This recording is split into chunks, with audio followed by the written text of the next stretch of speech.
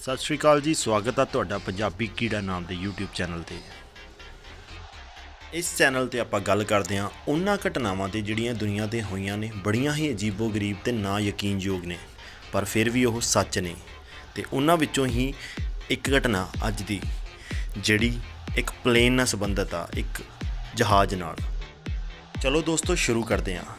ये कहानी का नाम है दी लॉस्ट फ्लाइट, एक गुम होया जहाज़। इहदियां सारियां जानकारियां बड़ियां ही लुकोके, बड़ियां ही कॉन्फिडेंशियल रखियां गईयां। इहदे नाल जुड़े सारे राज भी कॉन्फिडेंशियल।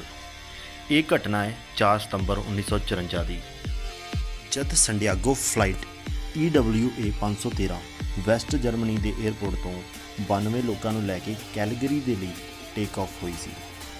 ते ये यात्रा लगभग 18 घंटे की हो जानी सी, पर उड़ान तो कुछ घंटे बाद ही फ्लाइट का कॉन्टैक्ट कंट्रोल सेंटर तो टुट गया।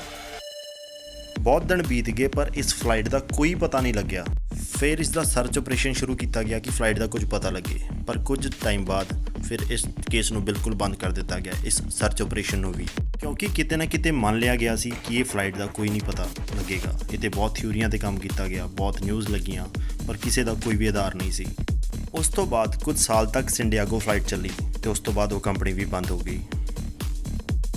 पर सब तो ज़्यादा हैरान करने वाली गल यही सी कि वह फ्लाइट गई तो गई कित्थे, वो 92 व्यक्ति जो उस विच सवार सी वो कित्थे गए, ते वह प्लेन जिहदा कोई हादसा होने का भी निशान या प्रमाण नहीं मिलिया, वो प्लेन कित्थे गया। पर हैरान होने वाली गल यह नहीं है, हैरान होने वाली गल वो आ जो मैं तुहानूं हुण दस्सण लग्या। उस तो 12 दसंबर 1999 ਨੂੰ 1989 ਨੂੰ संडियागो फ्लाइट EWA 513 उड्डी ਨੂੰ घट्टो घट्ट 35 साल हो गए सी। उस दिन एलगरी के रडार से एक अननोन प्लेन दिखा जिहड़ा कि एयरपोर्ट के वल नूं वधी जा रहा सी।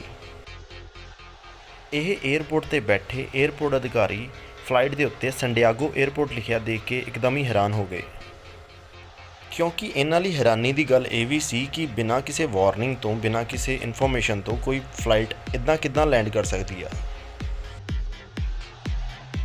एयरपोर्ट ते बैठा स्टाफ ये फ्लाइट नूं देख के काफ़ी डरिया तो होया सी, पर थोड़ा एक्साइटेड भी सी ये जानने लई कि ये प्लेन कित्थों आया, ये फ्लाइट है किहड़ी ते आई कित्थों आ। ये सारे सवाल वो फ्लाइट के लैंड होने तो बाद ही क्लीयर हो सकते सी। फिर आखिर ये फ्लाइट लैंड हुई तो उस तो बाद कुछ स्टाफ मैंबर इस प्लेन वाल भज के गए, जिथे सब तो पहला ये नोट किया गया कि ये उही फ्लाइट है जिहड़ी 35 साल पहला EWA 513 संडियागो फ्लाइट गायब हो गई सी, जिसका उस तो बाद कोई भी पता टिकाणा नहीं लग्या सी।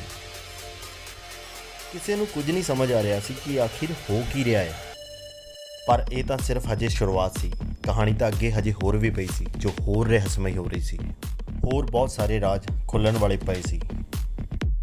एयरपोर्ट की सिक्योरिटी ने बहुत ट्राई की कि प्लेन के अंदर जो पायलट बैठा है उहदे नाल गल हो सके, पर वो गल नहीं हो पा रही सी। जिस तो बाद एयरपोर्ट सिक्योरिटी ने उस प्लेन को जाके उसका दरवाज़ा खोल के खुद चैक करने बारे सोचा। अंदर जाने तो बाद जो चीज़ लोगों ने देखी वो देख के हक्के बक्के रह गए। अंदर की तस्वीर ये सी कि अंदर सीटां दे उत्ते कंकाल पे सी, हड्डियां दे पिंजर पे सी जिन्होंने सीट बेल्टां तक लगाई हुई सी। यह सीन वाकई डरावना सी कि जदों वो इंसानां ने ये फ्लाइट नूं शुरू किया होना, फ्लाइट 'च बैठे होने या सीट बेल्ट लगाई होनी आ, तो उदों उस तो बाद जब तक वो लैंड किए उदों तक वो कंकाल दे विच बदल गए तो वो सीट बेल्टां उदां ही लगियां रह गईयां। अंदर का माहौल बहुत ही ज़्यादा अटपटा सी ते हुण ये सारी गल का जवाब अगे बैठे पायलट दे सकते सी कि यह फ्लाइट दे विच होया की। फिर सारे सिक्योरिटी वाले भज के पायलट दे वल गए, मतलब कॉकपिट दे वल। जदों दरवाज़ा खोलिया तो वो सीन भी बड़ा ही डरावना सी। ਜਿਹੜੇ पायलट सी वो भी हड्डियां का कंकाल बन चुके सी। उन्हां दे हत्थ हले भी प्लेन की नैविगेशन सिस्टम के उत्ते सी। इन्हां सारियां घटनावां नूं उत्थों की सरकार ने बिल्कुल कॉन्फिडेंशियल रखिया, कोई भी खबर बाहर नहीं आउण दित्ती। उस तो बाद सवाल तो बहुत सारे खड़े हुए कि क्यों कॉन्फिडेंशियल रखी गई ये स्टोरी। वो लोग इंसानां तो कंकाल किवें बने ते जिहड़े कंकाल ने वो फ्लाइट किवें उड़ा सकते हैं, वो किवें उन्होंने लैंड कराई, ये सारे सवाल दिमाग में झंझोड़ देने वाले ने। फिर इदां दे कई सवाल पैरानॉर्मल इन्वैस्टिगेटर्स के मन च भी आए, जिस तो बाद उन्होंने खोजबीन भी शुरू की। ਇਸ ਖਬਰ ਤੇ ਰਿਸਰਚ ਕਰਨ ਵਾਲੇ ਤੇ ਲੋਕਾਂ ਸਾਹਮਣੇ ਲਿਆਉਣ ਵਾਲੇ ਸੀ ਡਾਕਟਰ ਐਟਿੰਡੋ, ਜਿਹੜੇ ਕਿ ਆਪਣੇ ਸਮੇਂ ਦੇ ਬਹੁਤ ਹੀ ਫੇਮਸ ਪੈਰਾਨੋਰਮਲ ਰਿਸਰਚਰ ਰਹੇ ਨੇ। ਉਹਨਾਂ ਦੇ ਕਨਕਲੂਜਨ ਅਨੁਸਾਰ ਜਦੋਂ ਇਹ ਫਲਾਈਟ ਟੇਕ ਆਫ ਹੋਈ ਤਾਂ ਇਹ ਟਾਈਮ ਬਬਲ 'ਚ ਜਾ ਕੇ ਫਸ ਗਈ। ਉਸ ਤੋਂ ਬਾਅਦ ਇਹ ਸਿੱਧੀ 89 ਦੇ ਵਿੱਚ ਜਾ ਕੇ ਲੈਂਡ ਕੀਤੀ। ਜੇ ਸਿੱਧੀ ਜੀ ਵਿਗਿਆਨਕ ਭਾਸ਼ਾ 'ਚ ਗੱਲ ਕੀਤੀ ਜਾਵੇ ਤਾਂ ਇਹ ਪਲੇਨ 1954 ਦੇ ਵਿੱਚ ਟਾਈਮ ਟਰੈਵਲ ਕਰਕੇ 1989 ਦੇ ਵਿੱਚ ਜਾ ਕੇ ਲੈਂਡ ਹੋਇਆ। ਪਰ ਹਲੇ ਵੀ ਬਹੁਤ ਸਾਰੇ ਸਵਾਲ ਨੇ ਜਿਨ੍ਹਾਂ ਦਾ ਜਵਾਬ ਕੋਈ ਵੀ ਨਹੀਂ ਦੇ ਪਾਇਆ, ਜਿਵੇਂ ਕਿ ਉਹ ਹੱਡੀਆਂ ਦੇ ਪਿੰਜਰਾਂ ਨੇ ਉਹ ਪਲੇਨ ਕਿਵੇਂ ਉਡਾਇਆ ਤੇ ਕਿਵੇਂ ਲੈਂਡ ਕਰਵਾਇਆ। ਇਹੋ ਜਿਹੇ ਕਿਹੜੇ ਰਾਜ ਸੀ ਜਿਹਦੇ ਕਰਕੇ ਉੱਥੋਂ ਦੀ ਸਰਕਾਰ ਨੂੰ ਇਹ ਸਾਰਾ ਮਾਮਲਾ ਕੌਨਫੀਡੈਂਸ਼ੀਅਲ ਕਰਨਾ ਪਿਆ।